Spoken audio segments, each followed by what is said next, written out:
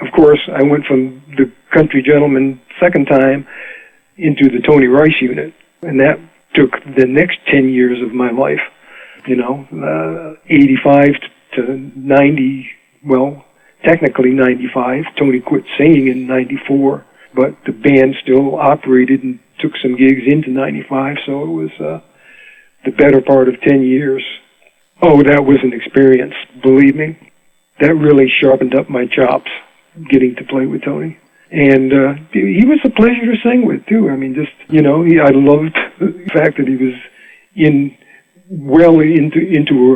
the lower register that didn't push me too hard vocal-wise. So it was a good run while it lasted. Tony was, at the time, struggling to sing in the early 90s.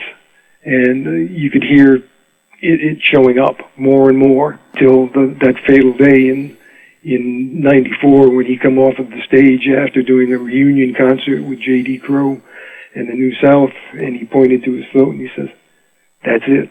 And Ricky Simpkins and I were standing there kind of looking at each other, and I said, "What do you mean that's it?" And he says, "I ain't singing anymore."